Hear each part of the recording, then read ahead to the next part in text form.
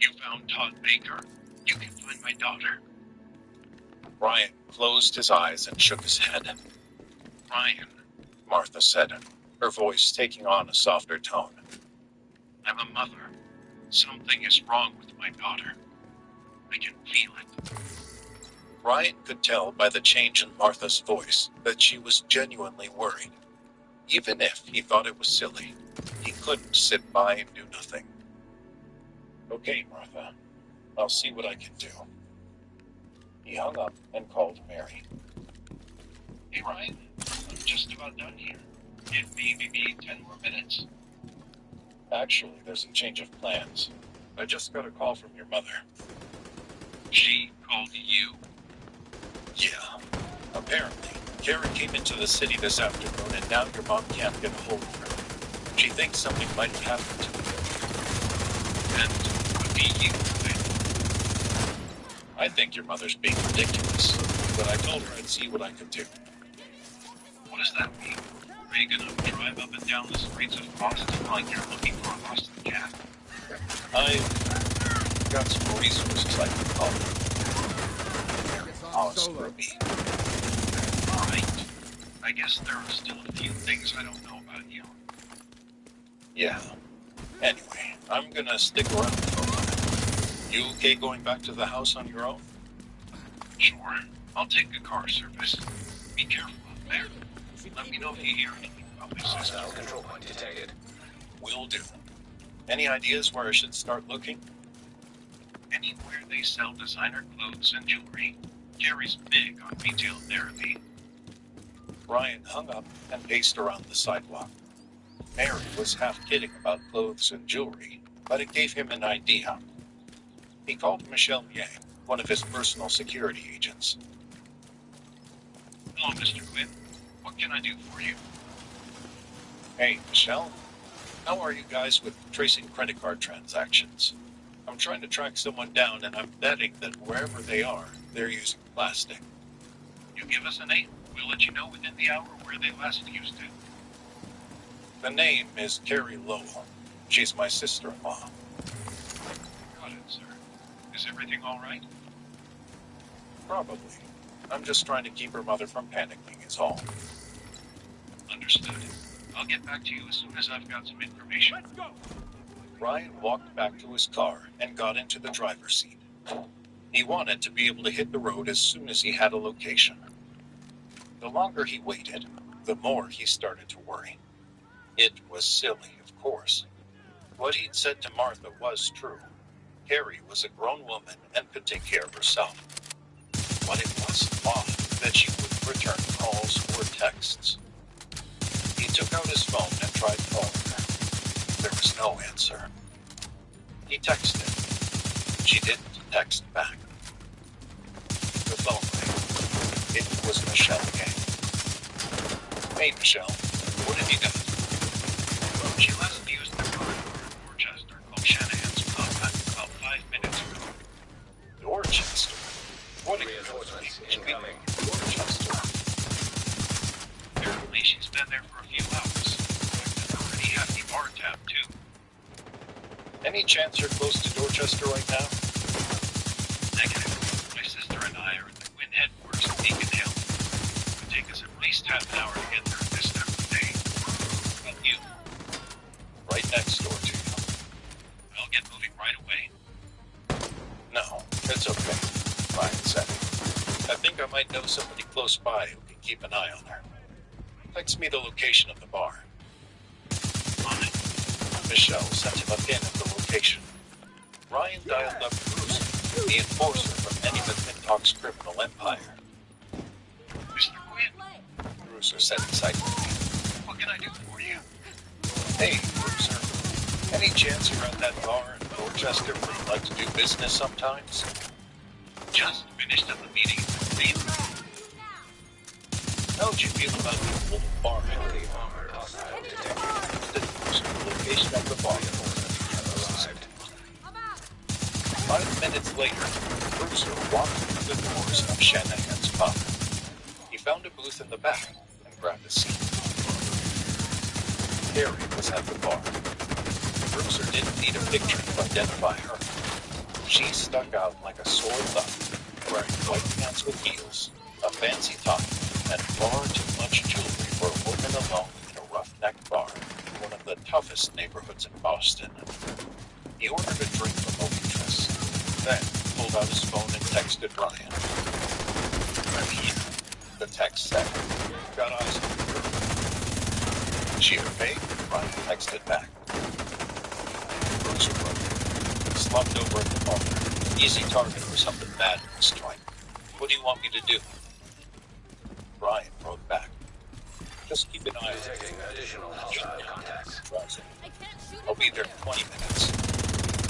Bruiser took a gulp of his beer and watched Carrie from the corner. At one point, the bartender jiggled her arm to make sure she was still awake. Carrie made a face at the guy, then ordered another drink. The bartender shook his head and grabbed forward. The rest of the people at the bar seemed to be minding their own business, so Bruiser sat back and relaxed a bit. Then, the doors opened. Hostiles detected. Walked in. "Uh-oh," Bruiser said out loud. Two men walked into the bar wearing tracksuits and sunglasses. Bruiser sat lower in his seat to avoid being seen. It was tough for his size to hide. He hoped the sunglasses would keep the guys from spotting him. He pulled his phone out and texted Ryan. "Might have a problem." "What is it?" Ryan texted back. Bruiser wrote, "Two guys just walked in, members of the Vitello." Ryan wrote, "Refresh my memory." Bruiser replied, "Ryan again, been beefing with the McClintock crew for years. Think this might be a Vitello problem." It took a while for Ryan to text back. Finally, he wrote, "Try to stay out of sight. Don't engage unless they mess with Gary." Bruiser wrote, then he added one more word. Detecting additional hostile contacts. A couple of seats away from Carrie and ordered drinks. Bruiser started to breathe easier. Facing away from him, didn't seem to be paying any attention to Carrie.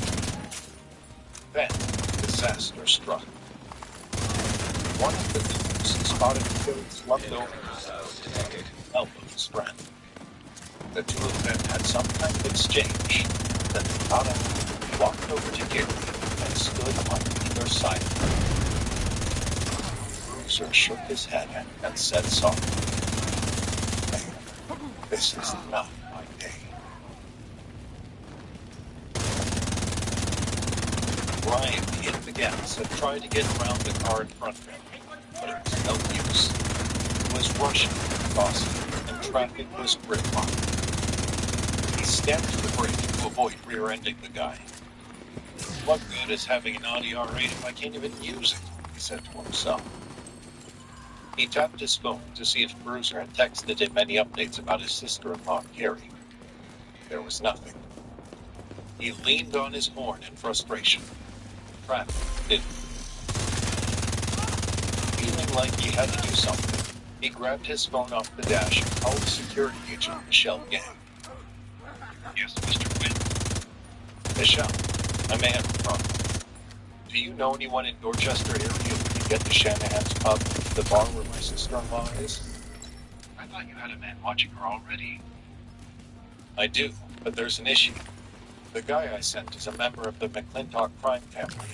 Apparently, Shanahan's is a Vitello family. Supply room access Those two unlocked. families are at war." An Irish bar is owned by an Italian family? What were the odds, right? Look, I don't want this to turn into a bigger mess than it already is. Is there anyone you know that can get there faster than I can? I'm sorry, sir. Right now, you're the closest person to Shanahan's pub. Ryan moved the phone away from his mouth and cursed. "All right then," he said. "I just have to hope none of Vitello's guys mess with Carrie."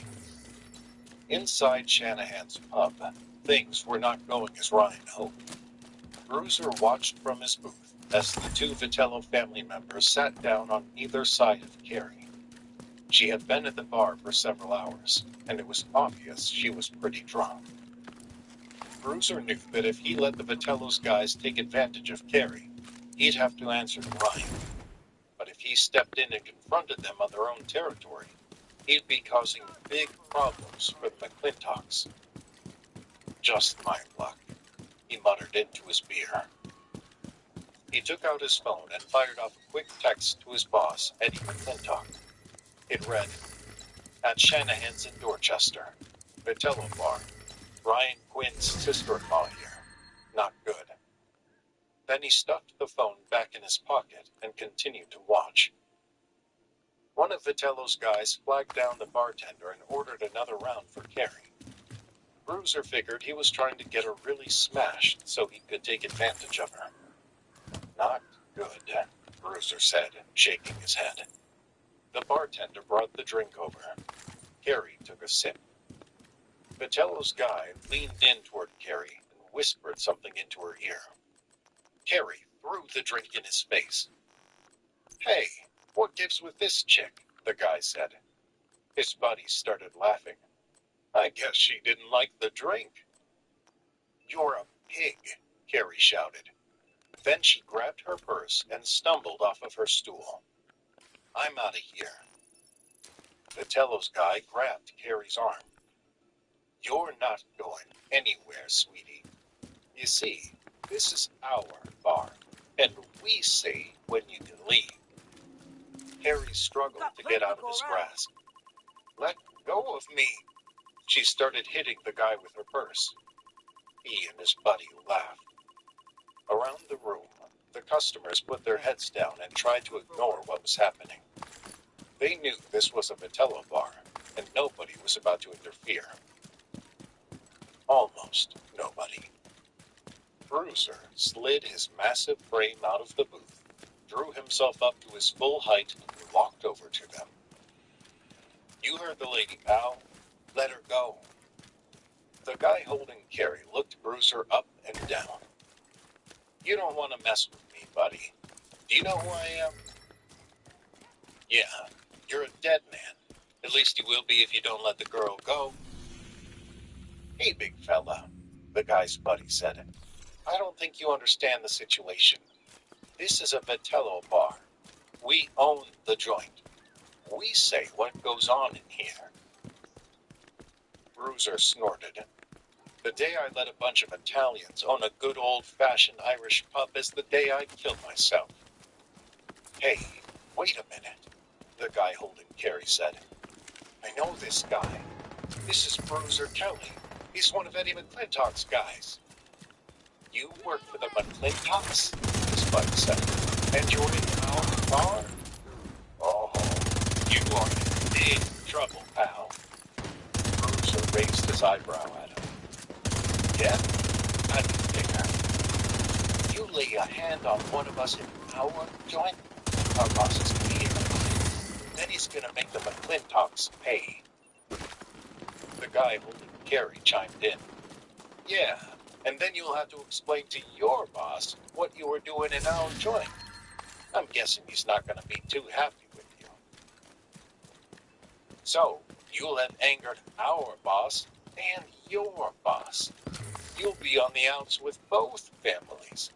That'll make you, like, what do they call it? A man without a country." Bruiser smiled coldly at them. "Let me paint you another picture. I smash both of you little pipsqueaks into a pulp. Then you'll have to explain to your boss Hostile control point nearby. why you let me come in here and make fools of you in your own joint. Who do you think gets in worse trouble?" Vitello's guys looked at one another, both men growing more nervous. Bruiser moved in closer. "Let the girl go." For a moment, it looked like the two goons were about to give in. Then, the door to the pub opened. 4 more Vitello's guys came in. They were smiling and joking around when they stepped inside. Then, they saw 2 of their guys facing off with a massive Bruiser, and their faces turned serious. "What's going on here?" one of them said. The guy holding Carrie smiled. "Gentlemen, so glad you're here. This is Bruiser Kelly, one of the top men in Eddie McClintock's crew. He was just explaining to us how he was going to mash us into a pulp in our own bar. Is that a fact? It is. He turned to Bruiser. Tell him, Bruiser. Tell him what you told me. All the eyes turned to Bruiser. He couldn't leave now if he'd wanted to. They wouldn't let him. And with 6 on 1, he couldn't threaten them anymore. Which left only one option. Bruiser grabbed the wrist of the man holding Carrie and twisted. There was a loud snap as the bones in the goon's wrist broke instantly. Bruiser flung the goon toward his pals, buying himself a second to grab Carrie and push her out of the way. He turned back toward Vitello's guys just as 2 of them lunged for him. He managed to grab onto both of them by the throat. Then he squeezed his chest muscle, pushed the 2 men's heads together, and threw them off to the side. With 3 of the men down, Bruiser was halfway to making the escape. He looked in front of him and saw 2 of the goons ready to required. He couldn't spot the 3rd one. There was a loud crash, and Bruiser felt a searing pain in the back of his bald head. The last of the Vitello's guys had managed to get behind him and had smashed a mug of beer into the back of his skull. Bruiser's vision went black for a second, and he staggered forward. The 2 guys in front of Bruiser took advantage of the moment. They lunged at him, forcing him further back into the bar. The guy that had hit Bruiser in the head with the beer crouched down and pushed his shoulder into the back of Bruiser's throat, crashing to the floor, landing on his back. Carrie screamed as the 3 men jumped on top of Bruiser and started pummeling him with punches and kicks. Bruiser tried to curl up to protect himself, but he was simply outnumbered. Blackness started to creep into the corners of Bruiser's vision. A few more hard shots, and he'd pass out. One of the goons took a step back and began to taunt Bruiser. It was nothing smart to say. Who's a tough guy now? Not you, came a voice from behind him. Vitello's guy turned around and was greeted by a punch that shattered his nose and sent him crashing to the floor. Good work, everyone. You did good. Carrie yelled. The 2 guys on top of Bruiser stopped hitting him and turned toward Ryan. Who are you? One of them demanded. Ryan looked around the room. He saw the 2 guys who'd gotten their heads smashed together, staggering to get to their feet. A 3rd man was sitting on the floor, cradling a broken wrist. "Aw," Ryan said. "It was 6 on 1 and Bruiser only left 3 for me? I'm gonna have a talk with him about that." "You another one of McClintock's guys?" the goon asked. "No, I'm not with anyone." "Then I advise you to turn around and get out of here before something bad happens to you." Ryan stretched his neck on both sides and rolled his shoulders once to loosen up. "I appreciate the advice, but if it's all the same, I think I'm just going to break both of your necks."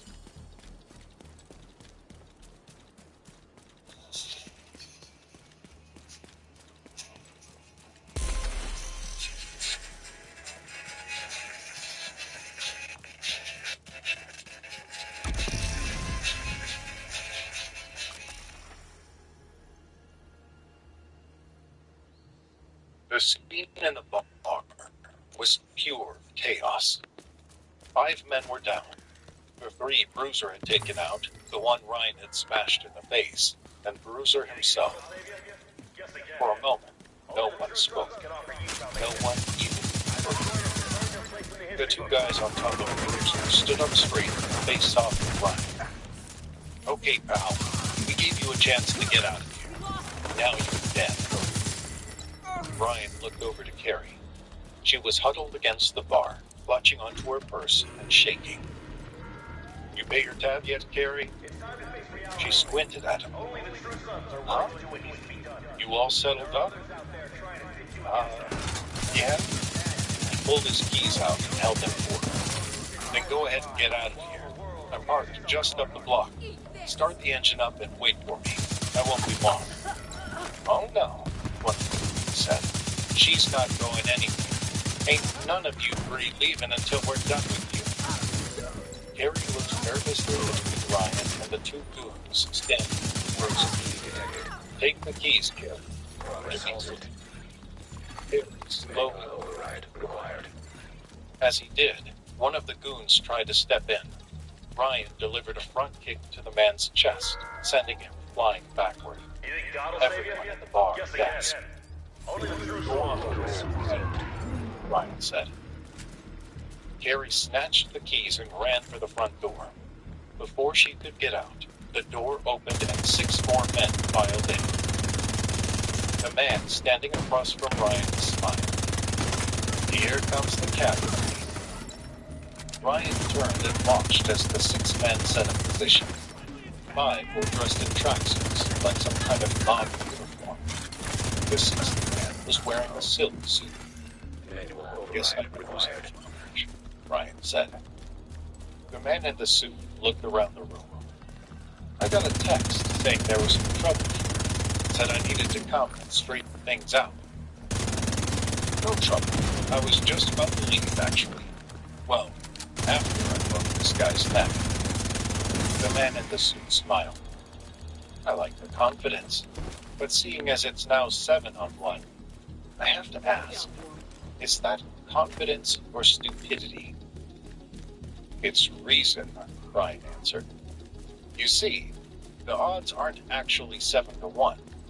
This guy here is close enough that I can take him down before you boys have a chance to surround me. So that brings it to 6-on-1.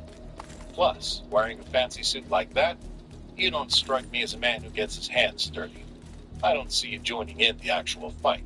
So now we're down to 5-on-1. Also, my guy is waking up, so now it's 5-on-2. Bruiser reached up and grabbed onto the knee of the man standing over him. He twisted hard, and the man crumpled to the ground, holding his mangled leg and screaming in agony. Then Bruiser slowly lifted himself off the ground and stood next to Ryan. Thanks, Bruiser, Ryan said.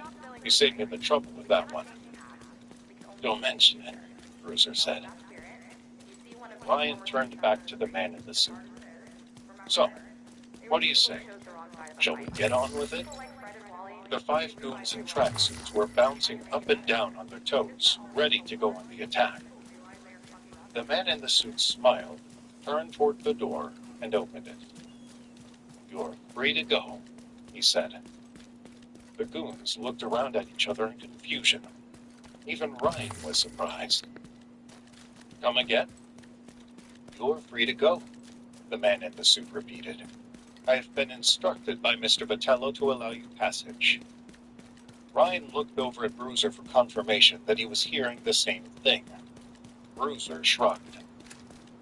The man in the suit jerked his head at his men. Stand down, boys. Fight's over.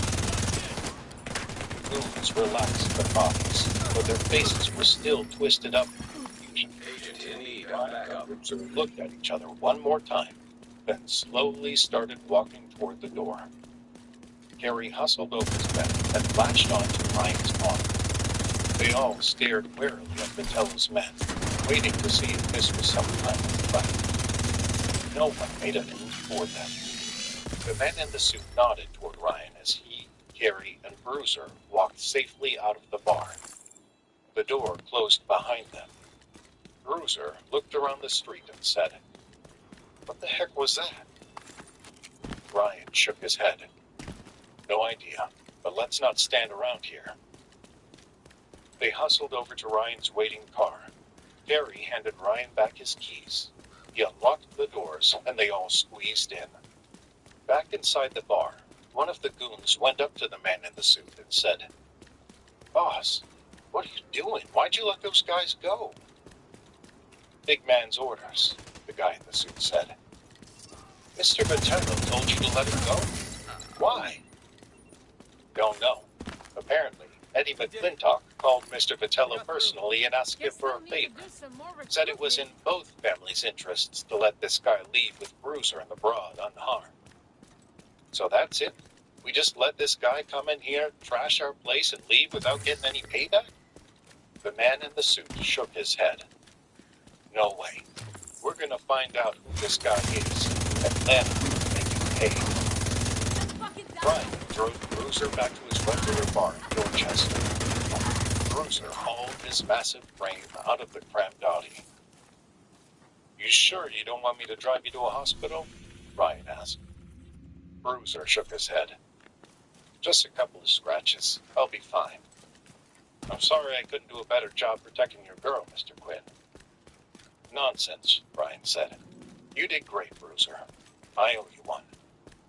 Bruiser grinned from ear to ear. Really? Gee, thanks, Mr. Quinn. Brian nodded to Bruiser, put the car in drive, and peeled out. Carrie stared out the window as they drove back to the house in Wellesley. Rush hour had died down, and traffic was moving a little better, but it was still slow going. You want to tell me what's going on with you? Brian asked. Carrie didn't answer. Come on, you've been sulking since last night. You spent the day getting drunk at a random bar. You wouldn't return your mom's calls. You wouldn't return my calls. What gives? She still didn't answer.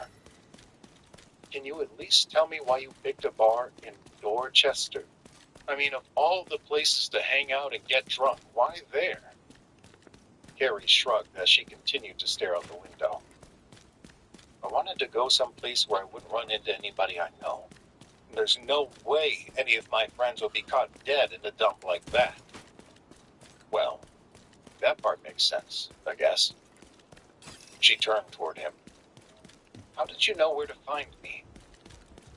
Ryan shifted in his seat uncomfortably.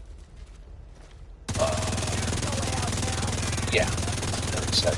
I guess there's a lot about you that I didn't know. Or maybe there are some things that you do know.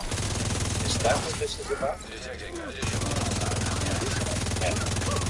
Gary, did you see me at the convention center last night? Gary looked down at her lap, then nodded softly. How much did you see? Not much. Just caught you and Mary coming out of that service elevator. I put two and two together. Figured you were the guy that rented out the top floor. Which means you're also the guy that paid $10 million for the dress. Ryan gripped the steering wheel tighter. Look, you're right. There are a lot of things you don't know about me. The thing is, why does Mary get to have all the good stuff? Carrie blurted out. John, Mary's got the perfect face, and now it looks like Mary's past the perfect husband. So what do I get? So that's what this is all about? I had to rescue you from a criminal bar and almost get myself killed because you're, what, jealous of your sister? Detecting additional hostile contacts. It's not fair. She has everything, and I'm just a loser. She moved Detected. gas talking. Brian wanted to be sympathetic, but he couldn't help feeling angry. Carrie had put them in the middle of a turf war between two powerful gangs because of a petty sibling rivalry. He took a deep breath to calm himself down. When he looked back over at Carrie, her crying had died down to a few tears falling gently from her face. She looked miserable. They approached the turn to their house. Ryan stopped at the intersection and thought for a moment. I can't bring you back to your mom looking like this, he said. Let me take you to a restaurant. We'll get you cleaned up in the bathroom, get some food in your system, and let you sober up a little. And don't worry about Martha. I'll think of something to tell her. She hates me anyway, so it's a little more fuel on that fire. Carrie slumped toward him and flung her arms around his neck. Thanks, Ryan, she said, the tears flowing again. I hope one day I can find a guy as good as you. Ryan rolled his eyes, then patted her on the arm. There, he said, trying to hide his annoyance. Everything's gonna be fine. Martha paced around the living room while Mary sat calmly on the couch, scrolling through her phone. "Where are they?" Martha asked. "That good-for-nothing husband of yours texted over an hour ago saying they were on their way." "They'll be here soon, Mother," Mary said. "They should be here now. He's doing this on purpose, you know." "What are you talking about?" "He knows how scared I've been all day, wondering where my baby girl has been. He's just trying to drag this out as long as he can, really make me suffer." Mary rolled her eyes. "You're being ridiculous. Ryan didn't even have to go and look for her. Carrie is a grown woman. She can take care of herself." Martha went back to pacing around the room. The front door opened. Ryan and Carrie walked in. "We're home," Ryan said. Martha walked up to them. "Well, it's about time." Hostile supply convoy nearby. "Carrie, where were you all day? Why weren't you answering your phone? And you," she jabbed a finger into Ryan's chest. "I asked you to find her and bring her straight home, not take her out for a night on the town." Mary stepped in between them. "Hey, Carrie, you all right?" "I'm fine," Carrie said. Watch out. Ryan had taken her to a local family restaurant before bringing her Detecting additional hostile contacts. smeared makeup off her face and got her not food in her stomach so that she could start to sober up. Hostiles detected. "I smell booze," Martha said. "Have you two been drinking?" Ryan stepped in and said, "We stopped for dinner and I had a couple of beers." "You got drunk and then drove my daughter home?" "It was a couple of beers, Martha. I'm fine. Detecting additional hostile contacts. You put my baby's life in danger." "No. Wait. I can't believe it. Because you are the worst thing that has ever happened to this family," Access key detected. Mary said. "We found Carrie and brought her home." Detected. Location guarded by hostiles. "Nobody found anybody," Carrie said. "I wasn't lost. I was just out shopping."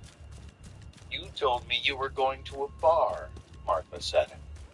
"I just told you that to be sarcastic. You're always so nosy." "And why didn't you answer your phone? I've been calling and texting all day." "I wanted some privacy, that's all." "Gosh. I did exactly what you Civilians suggested," in distress. Ryan said. "I went over to Newberry Street and started looking around the shops, and presto, there was Carrie." Martha put her hands on her hips. "Shopping on Newberry Street, huh? While I've been pacing around this house worried sick all day?" "The important thing is that everyone is okay," Mary said. "Yeah, I'm fine," Carrie said. "Now, if you'll excuse me, I'm going up to my room." Carrie slid out of the room and made her way up the stairs. Ryan could tell from the little wobble in her steps that she was still pretty drunk, but he figured a good night's sleep would take care of that. Later that night, while getting ready for bed, Mary asked Ryan, "So what really happened, Betty?" "What? You didn't buy the shopping excuse?" "I know my sister, Ryan. She was drunk. You want to tell me what you found out?" Ryan sat heavily on the edge of the bed. "She saw us getting out of the elevator at the convention center. She knows. Well, Civilians in danger. that I'm the guy that bought the $10 million Tommy Fuller. And she's mad about that?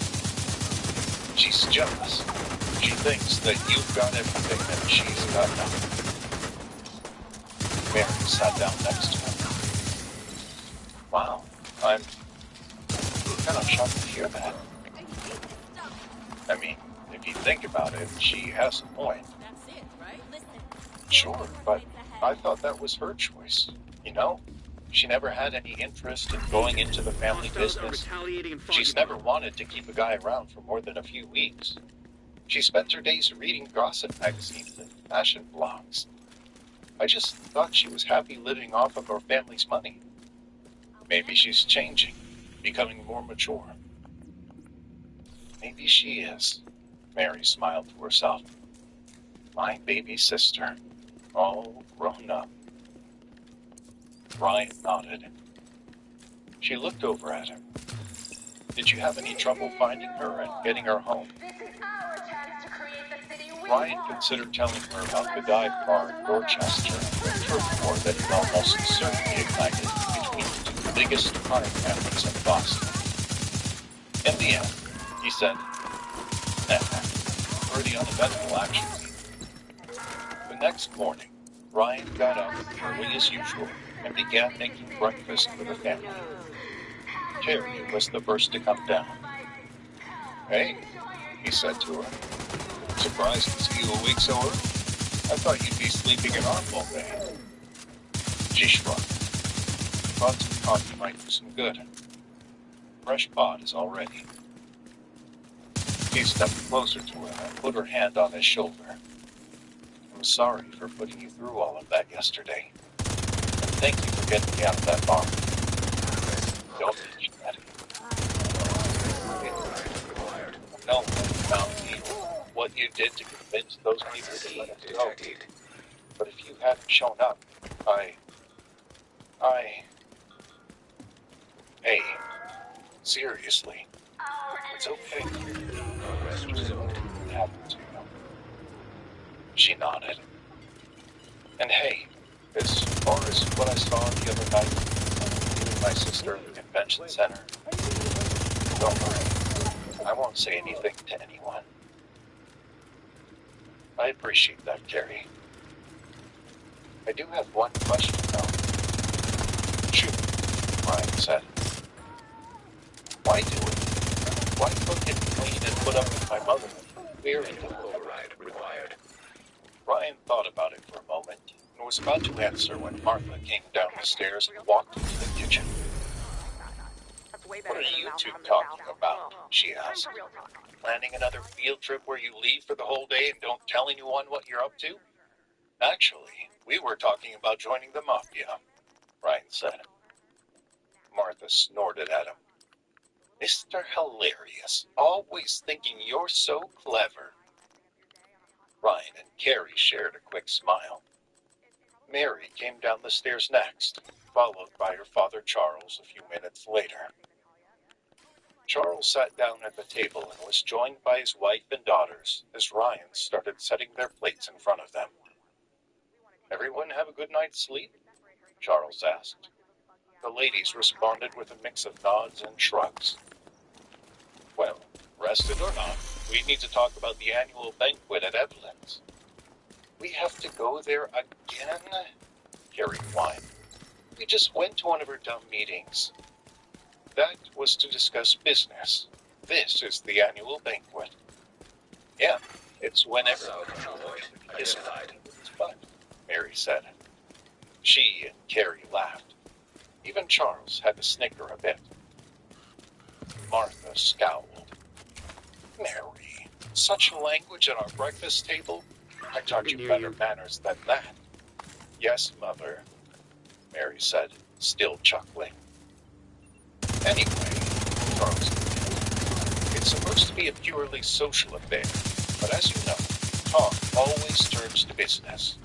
Right now, CLM Financial is in the best position it's been in years, thanks to Mary's leadership. Mary blushed and lowered her head. Charles went on. However, Evelyn can always find something to criticize, and other family members might be jealous of the success we're having and want to take us down a peg. So let's stay on our guard. It's not easy to keep the business thriving when you have so many people plotting against you. A few miles from them, another plot was beginning to unfold.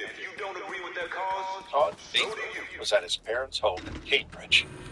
He was still awaiting trial for various financial crimes carried out against Mary's company, CLM Financial. Target is near you, Agent. He sat in his childhood bedroom, staring out the window. There was a knock on the door. His mother opened the door and poked her head inside. Todd? He He's here. Todd nodded. He stood up from his chair, followed his mother out of the bedroom, Access key detected. went downstairs to his father's study. Inside the study, his father sat behind a large mahogany desk. Across from his father was his brother. We don't pass judgment. We don't ask questions. His next. His mother closed the door and left the three men for seconds. After a long silence, their father said, "Boys, these are dark times for the Baker family. There's no getting around it. I've got you. Todd, you brought disgrace upon our family's name."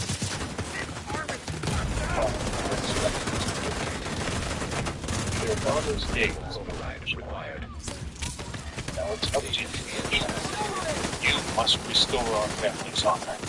And the only way to do that is to take you and put down the blood. Check Signs. the old man's gaze, said, "I won't let you down, Father. When I'm done, Ryan Quinn and his whole family will be finished."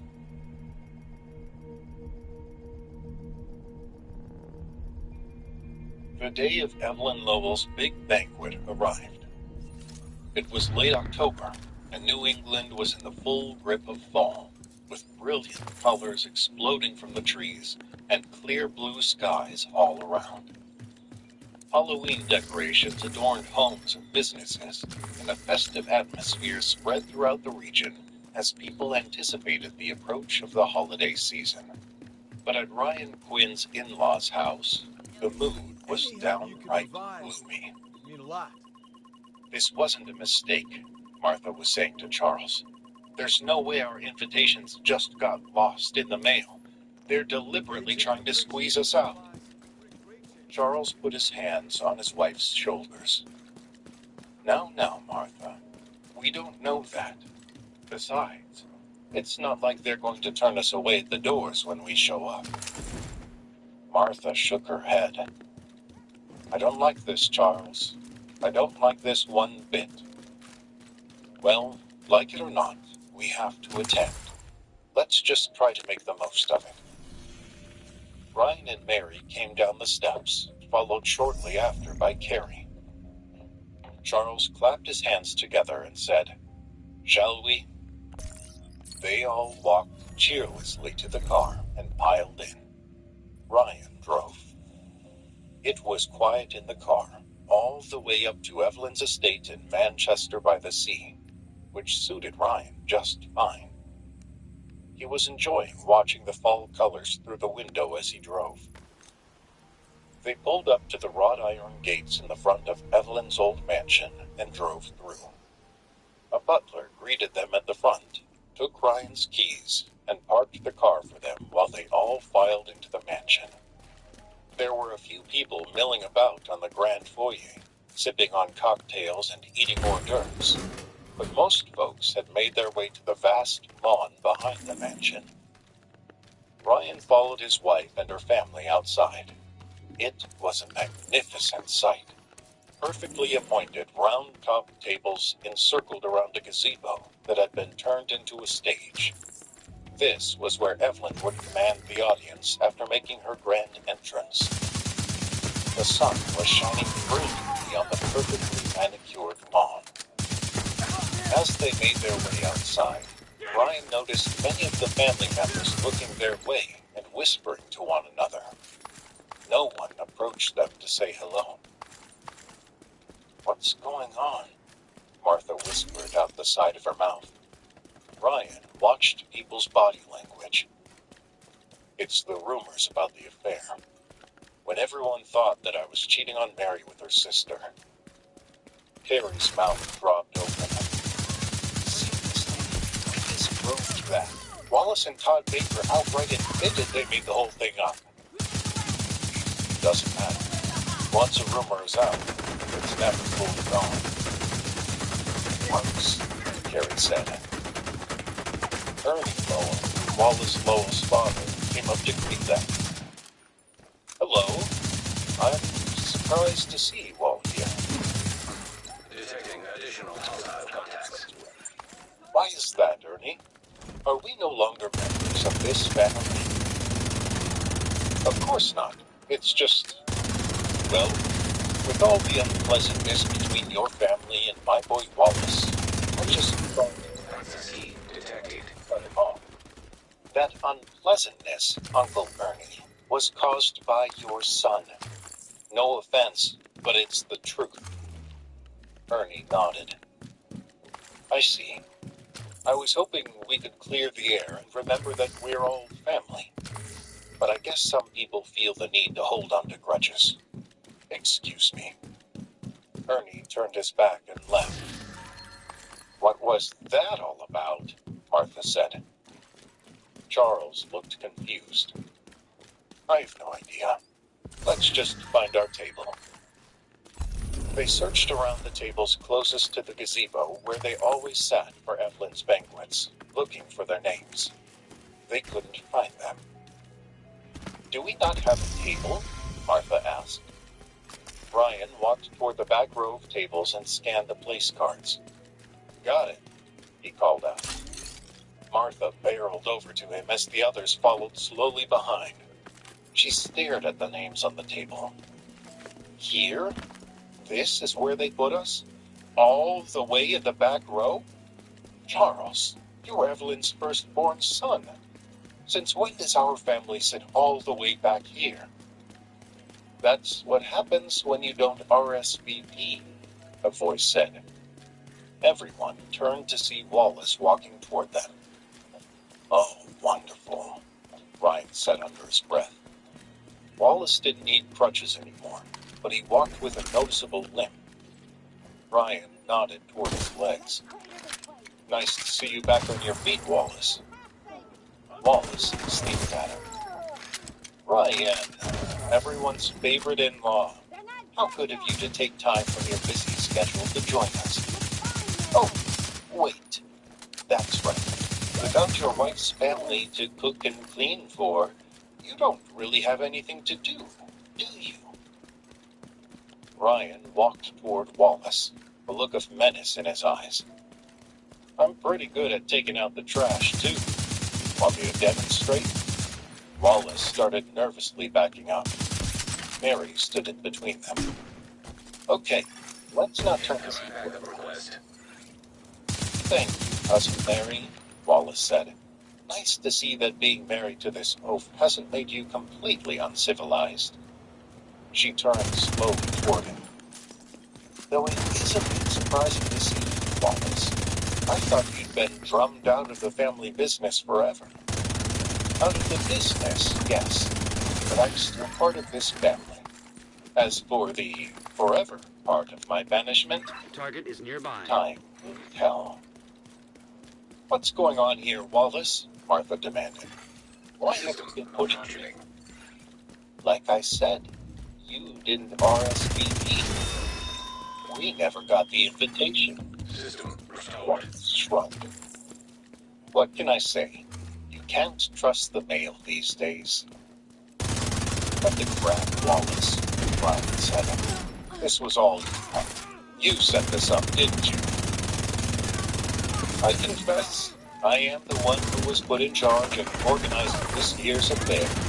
It seems I have the time, what with having no more business of my own to run. As for the unfortunate oversight of the invitations, you can say what really happened. Martha sneered at him. This is petty, Wallace.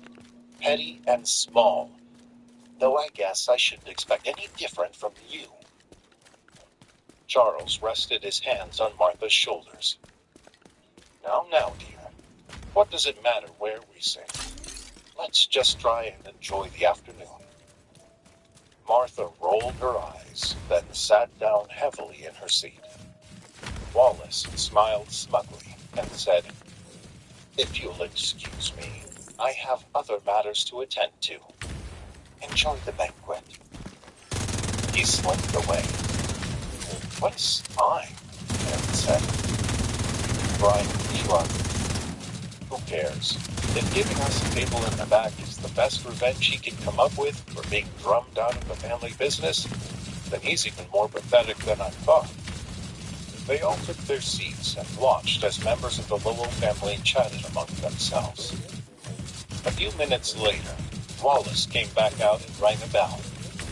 "Ladies and gentlemen, honored guests, if you would please take your seats. Yam Yam. I'm sorry. Grandmother Evelyn is ready to begin." Everyone found their way to their tables and sat down. After the noise had settled, Evelyn made her grand entrance. A small band clustered in the gazebo began to play a formal entrance tune. Evelyn walked slowly across the grass, shaking hands and waving to people at their tables. Ryan put his head down and laughed. It was all so ridiculous. When Evelyn had made it to the gazebo, Wallace took her hand and helped guide her up to the stage. She gestured for the band, and they stopped playing abruptly.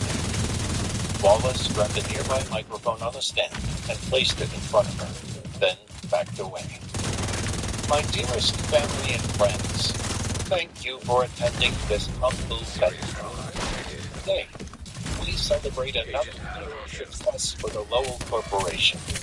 All of you have played an important role in our continued growth, and I thank you from the bottom of my heart."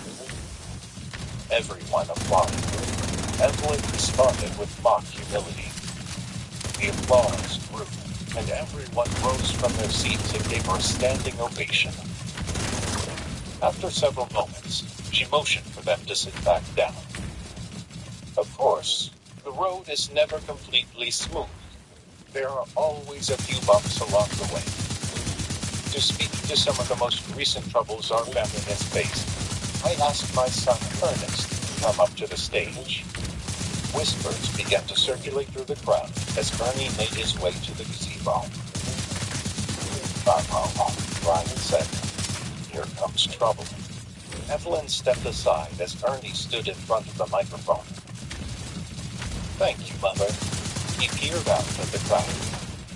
"You all know me, and you all know I am a man who puts family above all." Size 0. People in the crowd nodded. Well, over the past couple of months, this family of businesses has suffered a terrible loss. My boy Wallace, once considered the future of this organization, has been barred from participating in any Lowell Corporation businesses. I stand here today to ask that he be reinstated, and that the people responsible for smearing his good name be held accountable. Several eyes turned toward Ryan's table. Ryan stared back at them, then looked over to Wallace, standing beside his Gam Gam, playing the part of the wounded innocent. "Yep," Ryan said. "Here we go."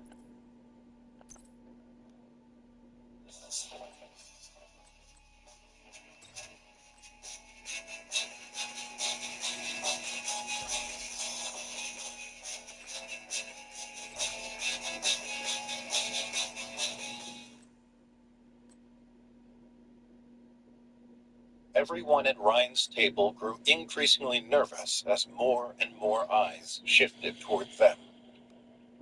Ernie stood at the microphone and continued to plead his case. "There's no point in being secretive about any of this. Charles, your family has targeted and harassed my son for too long. I want this persecution to end. I want Wallace to be allowed to participate in the Lowell Corporation's businesses, and I want you to apologize to my son in front of our entire family." Charles' face turned red as everyone who was gathered on Evelyn's lawn turned to look at him. He looked like a deer in headlights. Martha nudged him in the ribs. "Charles, say something." He turned to her helplessly. "What do you want me to say?" "Anything. Stand up for our family." Charles pushed his seat back, rose from his chair, and addressed the crowd. "Everyone, I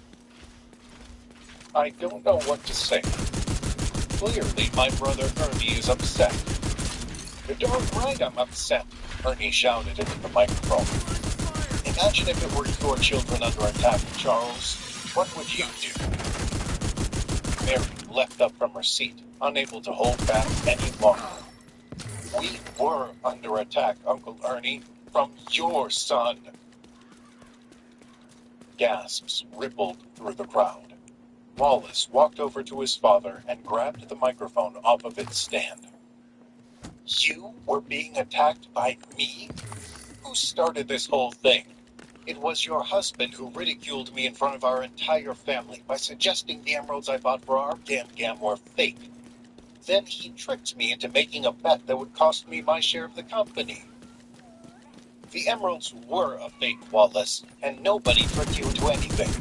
You made a play to take over my share of the company, and you lost fair and square. You just aren't man enough to admit it. The crowd noise began to swell as the argument became more and more heated. Systems disrupted. Microphone back to Wallace and said, "Now you're going to stand there and question my son's manhood? This just proves how you will think.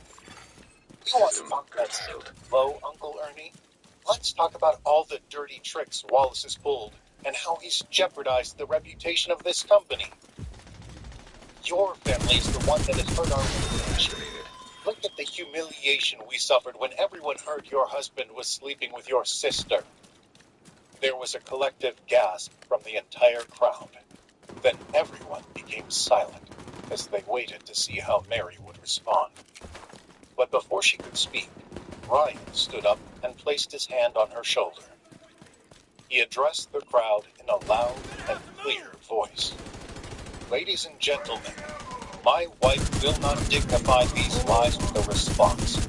You all saw the photos that were meant to incriminate my sister-in-law and me, but you also saw the video evidence that proved those photos were misleading.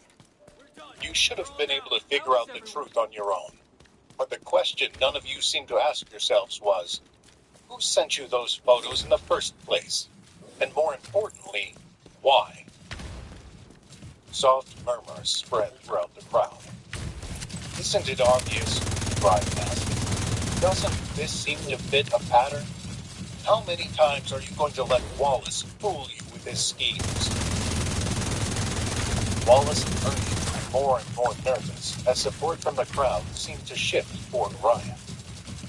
Wallace looked to Evelyn helplessly. She went over to Ernie and took the microphone from him. "Enough of this," she said. "I invited my son Ernest to come up here and speak from his heart, and you have turned this whole thing into a witch hunt. I will not allow such a tasteless display of manners at my annual banquet." From one of the bar tables, several family members stood up and started to leave. Another table on the opposite side of the lawn followed suit. "What is happening?" Evelyn said. "Where are you all going? We haven't even served the food yet." A number of other guests began to stand up and leave the banquet. The ones who stayed lowered their heads. "I think they lost their appetites, Granny," Ryan said. He motioned to Mary that they should come. She nodded, and they started to walk off the lawn. Harry followed closely behind. Charles was still frozen to death, not understanding how everything had turned so badly so fast. "Charles, what should we do?" Martha asked. Charles looked around to help him. "Charles, be a man and make a decision."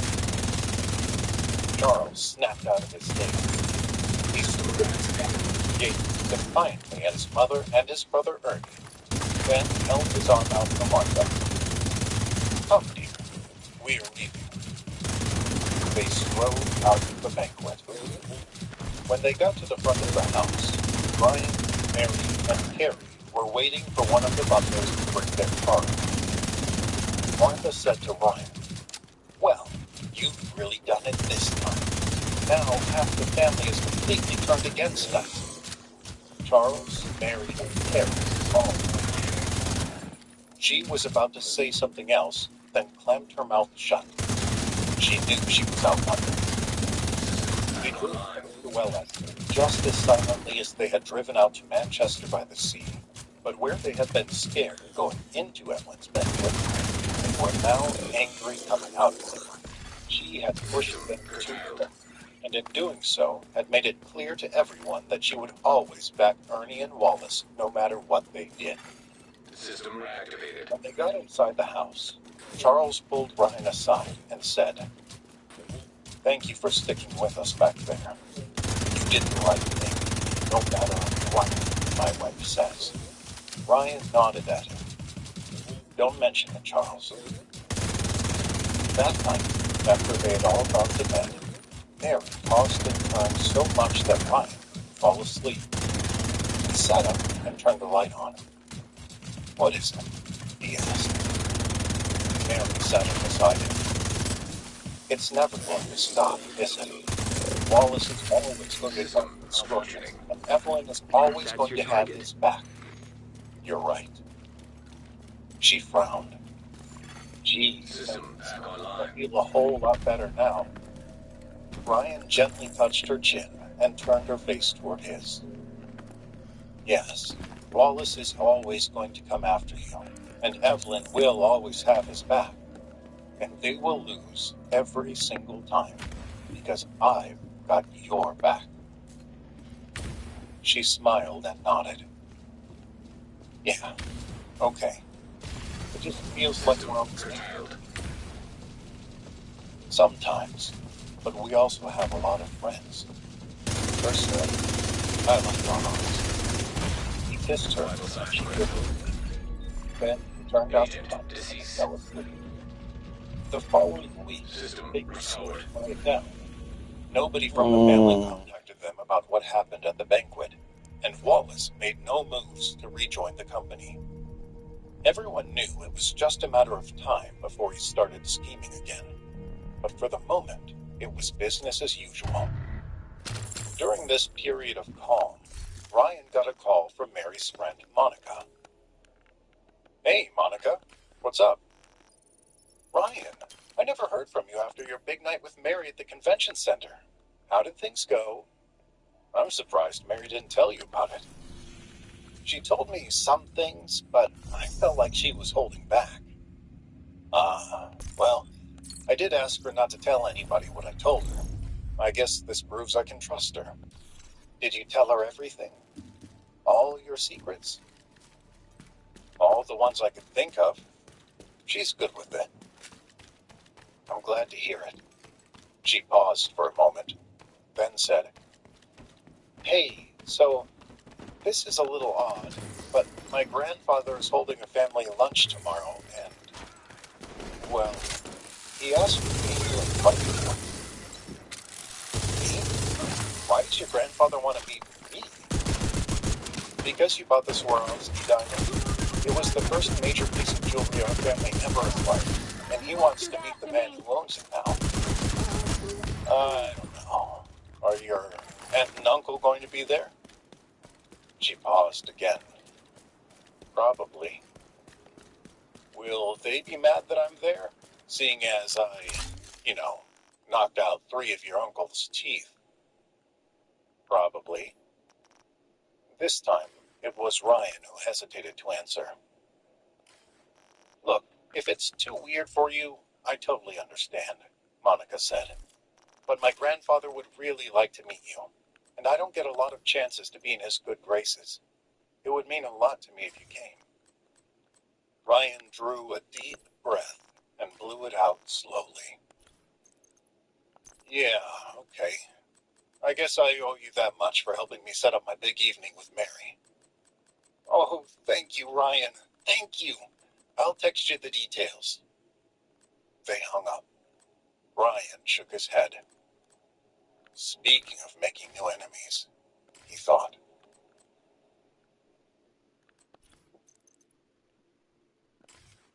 Ryan drove Mary to her office, then walked to Beacon Hill Books and Cafe on Charles Street to kill time before meeting with Monica and her family for lunch that afternoon. He wasn't exactly feeling nervous about meeting them, but he wasn't looking forward to it either. The last time he met with someone from Monica's family, he'd knocked out 3 of the guy's teeth. But seeing as the lunch would be at Monica's grandfather's house, there wasn't much cause for concern. Ryan assumed it would be neutral territory, and everyone would be on their best behavior.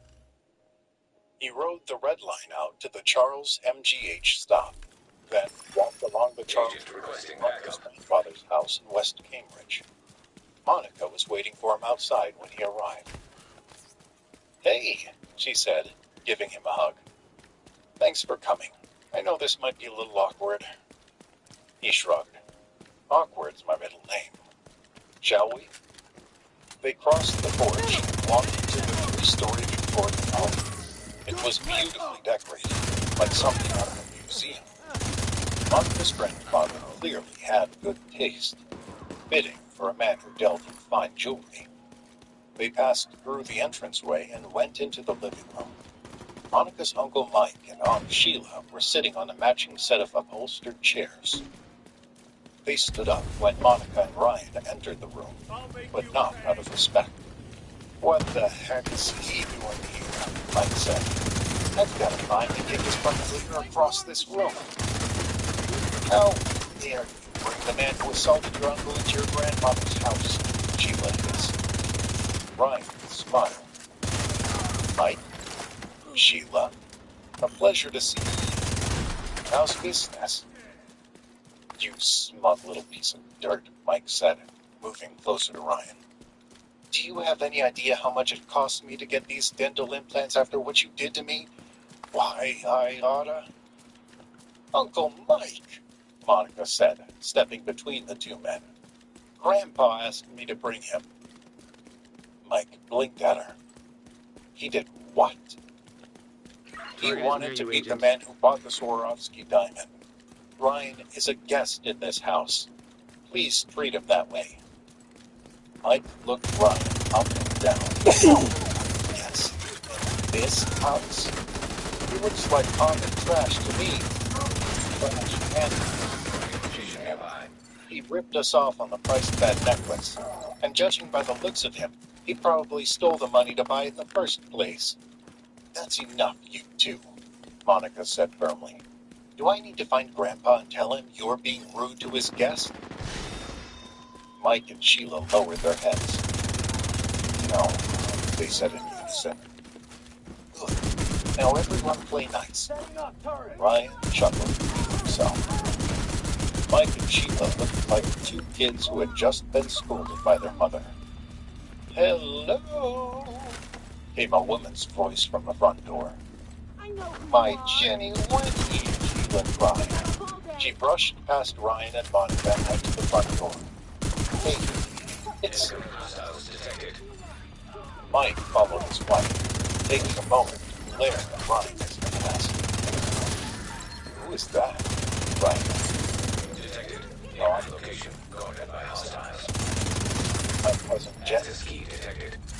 Sounds so pleased to see you. She's as obnoxious as her parents. Try not to knock out any of her teeth. Same goes for you." At the front door, Sheila held Jenny in a bear hug. "It's good to see you too, Mommy. I've missed you." Sheila let go, and Jenny gave Mike a hug and a kiss on the cheek. "Hi, Daddy." "Hey, Pumpkin," Mike said. "Mommy, Daddy, I want to introduce you to someone." Jenny turned and stepped to the side. Behind her was a handsome young man in a suit. "This is my boyfriend, Devlin.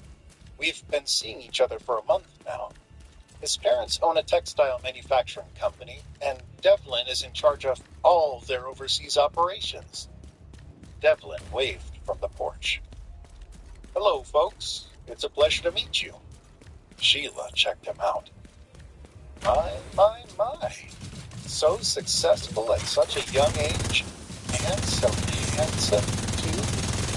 Well, come up here and give me a hug." Devlin flashed a 1,000-watt smile, revealing a set of perfect white teeth. He crossed over to Sheila and gave her a hug.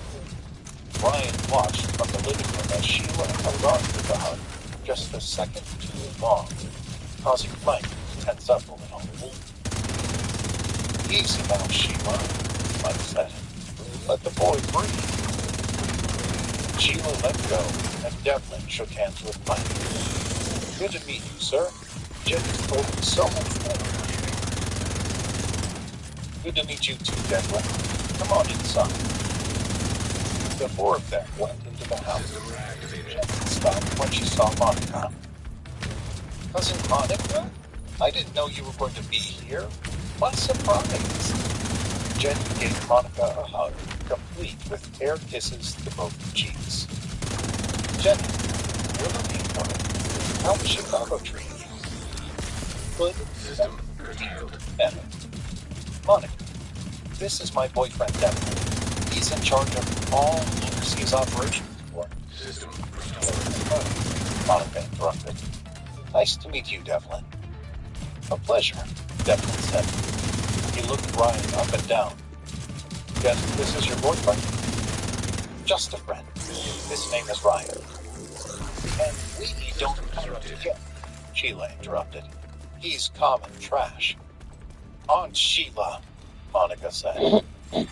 Jenny System back online. disgust. He? Why are we allowing trash in my grandpa's house? Because I invited him, a voice said from another room. They turned to see a distinguished elderly man shuffling into the living room. The man walked up to Ryan and took his hand.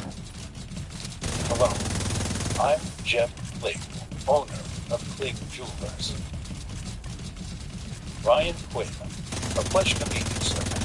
Thank you for inviting me into your home. The pleasure is all mine. You know, that Swarovski diamond has been in our shop for ages. I was so curious to meet the man who purchased it. I'd love to pick your brain about what that is above any others. He didn't choose anything, Mike said. Jeff arched an eyebrow at Ryan. Is that true? She recommended the piece, yes, Ryan said. Your granddaughter has very good taste, but when I saw it, I knew I had to have it. Devlin scoffed. Oh, really? You're some expert on fine jewelry? Ryan shrugged. I know what I like. System curtailed. Interesting, Target Jeff spotted. said, tapping his fingertips to his chin. Tell you what, everyone's System going to back be. online. I'd like to show you something. Jeb led everyone up the stairs to the top floor of the house. Ryan looked back at Monica, hoping she might have some clue as to what was going on. Monica looked back at him blankly. This room contains some of the finest pieces of my personal collection, Jeb said, standing outside of a room with a heavy door. The door had 3 locks to prevent anyone from getting inside. Jeb took a key ring out of his coat pocket, undid all 3 locks, and led them inside. The room was the store itself, with precious stones locked behind bulletproof glass cases. The family marveled at it. Grandpa, this is beautiful, Monica said. I had no idea this was up here. Brian walked around the room and admired the collection. Well, Mr. Quinn, Jeff said, I believe this young man challenged your knowledge of fine jewelry, which appeared to be wrong. Grandpa, is this really necessary? Monica asked. System curtailed. I just thought it might be fun. Devlin approached Jeb. Mr. Kling, maybe we're being unfair. How was the other? I mean, look at him. What could someone like him possibly know about any of this? Ryan, Jeff said. Ryan looked around the room. You know, I was going to pass on your challenge, but since Devlin here has decided to act like a complete jerk, I'll go ahead and oblige you. Devlin scoffed and folded his arms. System malfunctioning. Keep safe now. I tried to let you off the hook. Ryan smiled at him, then turned to Jeb.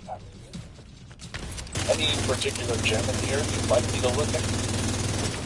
Jeb looked around at his collection and his eyes Ah, this one. He opened the case System and disrupted. pulled out the blue stone. Sapphire, Jeb looked at the gem. Beautiful stones. Sapphire is all yours, Ryan said. Too bad this is a natural blue diamond. What? Devlin said. He looked over to Jeb. The old man smiled and nodded. System malfunctioning. Quinn has a good eye. This is one of the finest pieces in my collection. Incredibly valued at nearly $4 million per carat. That's right, Ryan said. Only one problem, though. This piece isn't worth nearly that much. System back online. All eyes turned to Ryan with a mixture of shock and disdain. Monica's uncle Mike stepped forward. You come into my father's house and accuse him of peddling big jewels? How can you disrespect him like that? Be careful, Jim, Eva said. He already ripped us off once by paying below market value for the Swarovski diamond. Now he's trying to those aren't worth what you say they are.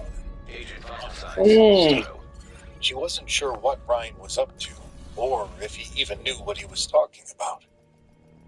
Jeb held up a hand. Hold on, everyone. I'd like to hear from System you. activated. Why is it you say my blue diamond is a fake? Thanks, Jeb, Ryan said. And I never said it was a fake. I just said it wasn't worth $4 million per carat. He doesn't know anything, Grandpa, Jenny interrupted. My folks are right. Don't listen to this guy. I appreciate everyone's concern, but I can handle myself, Jeb said. Please, Ryan, continue. Ryan pointed to the stone. Well, it's hard to see without proper lighting, but I noticed when it was in the case that there was a slight discoloration on the stone. Jeb, I assume there's a strip of ultraviolet bulbs in the case? You are correct. That's how I was able to spot the flaw. There's a crack in this diamond. It probably isn't visible to the naked eye, and you'd never notice the discoloration under ordinary light. But any appraiser is going to notice it, and that's going to lower the value. If I had to guess, I'd say this was worth maybe $2.5 million per carat. That sound about right? All eyes shifted to Jeb. He stared at Ryan without any expression for a beat. Then he slowly nodded his head. That is precisely where I would appraise it.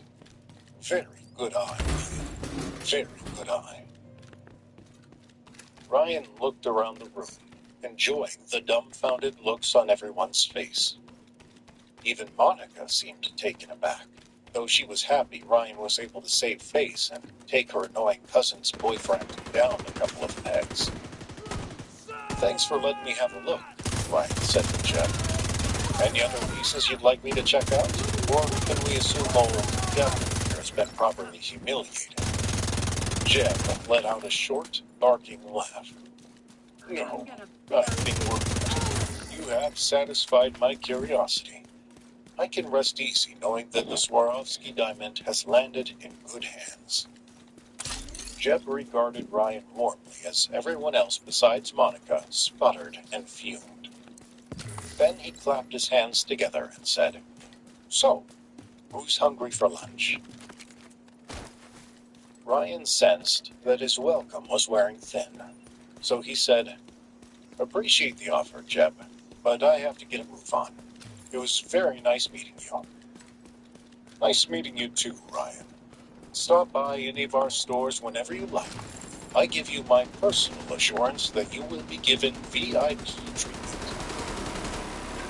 He stared directly at Mike and Sheila as he said his last part. They lowered their heads to avoid his gaze. We're done here. Monica walked him outside. Thanks for taking it easy in there. Something tells me you could have really let that Devlin creep have it if you'd wanted to. I think the point was made. No need to overdo it. Well, thanks for coming. My grandpa seemed to really like Target you, is near you, and Agent. he doesn't warm up to many people. System Anytime. He walked back to the tea stop in Cambridge and rode the red line out to Beacon Hill, where Mark was just finishing up at the office. How'd it go with Mark? She asked on the ride home. Nothing too exciting. Met the family, looked at some rocks. How was your day? Fine, she said, then stared out the window. What? Come on. We've been married for 2 years now. You don't think I know what fine means? She shook her head. I don't know. It's just once. What about it? Did something happen? No. That's the whole point. I haven't heard a peep from him since that whole scene at Evelyn's banquet. I feel like he's plotting something. You're probably not wrong. So what can we do about it? Nothing. We have to wait for him to make his move. Once he does, we'll deal with it. Simple as that, huh? Ryan shrugged. Wallace is an idiot. That doesn't mean he isn't dangerous. I mean, he actually hired a hitman. He tried to get him killed. Twice. And that doesn't scare you? Nope. Like I said, he's an idiot. And when he makes his next move, I'll be ready. On the other side of town, that move was starting to take shape. Wallace limped into Shanahan's pub, where Ryan had gotten into a brawl with several members of the Vitello crime family just a couple of weeks ago. A man in a Sheraton silk suit was waiting for him at a table. The man in the suit flagged Wallace down. Wallace stepped in and eased himself into a seat. You should be on crutches, the man in the suit said. I've seen that limp before. It's a fracture. You don't want to re-injure it. What I want is to get a hold of the men who are responsible for giving me this limp and make them pay. And you're saying that the men who came into this bar and crippled 5 of my guys are the same ones who just up your leg? That's correct. Okay. Tell me what you know about them. Well, one you already know. The giant fella with the bald head is named Bruiser. He was a business partner of mine until he turned against me. The man in the suit held up a finger. That was your first mistake. You should have never gone to the pit box. You need someone taken care of, you come to the Vitello family. I'll remember that next time. So yeah, Bruiser we know. It's the other guy I want to hear about. His name is Ryan Quinn. He's married to my cousin. Is he? I beg your pardon. Who is he? Connected. He's nobody. He's not connected to anyone. You sure about that? I told you, he's just some guy that's married to my cousin. The man in the suit leaned back in his chair, eyeing Wallace.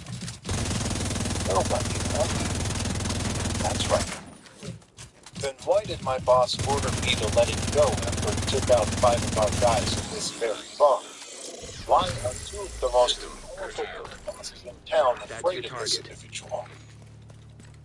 I have no idea. Maybe we're not talking about the same guy. Oh no, Wallace said. It's him, all right. 5'11", 170 pounds, blue eyes, dressed like a bum. Pretty average description. Half the guys on my crew look like that. And the fight was over a woman, right? Very pretty, far too overdressed for a place like this. That's right. That's my other cousin, Carrie. It's his sister. Trust me, we're talking about the same guy here. The man in the suit looked skeptical. Wallace started to stand up. Look, if you don't want my help... No. Wallace lowered himself back into his seat. The man looked up to the ceiling and scratched his chin. I need more information. I need to question this guy without him knowing that someone from the Patella family is targeted. That means I gotta snatch him up. You're saying you can help me with that? Wallace could barely contain his excitement. Yes, I can set that up for you. Good. And when you take him, can you promise me you System restored. hurt him badly? The man in the silk suit slowly shook his head at Wallace. You really got it out, sir. Oh, you have no idea. Oh, Gary's cell phone rang. Hello? Gary, it's your cousin Wallace. Please don't hang up. Wallace? You? Why are you calling me? I don't want to talk to you. Gary, please. What if you help me? Help you with what? I know I've done some horrible things, and I want to make it up to everyone. Help me and your family will talk to me. I need you to get them to listen to me. You don't trust Wallace. You've got some crazy issues. You're right, Gary. You're right. System disrupted. Please just listen to what I have to say. If you don't like it, you can tell me to get lost, and I'll never bother you again. Ugh, fine. System reactivated. What do you want to tell me? Not over the phone. It has to be in person. I want you to be able to look me in the eye and see that I'm sincere. Carrie shook her head. I don't believe this. Okay, Wallace, where do you want to meet? And don't suggest some sketchy place or I'm not going. How about this? A restaurant. In fact, you pick it, and I'll meet you there now. Whatever. It's the place, and I'll text it to you. Goodbye. Down. Wallace hung up and smiled.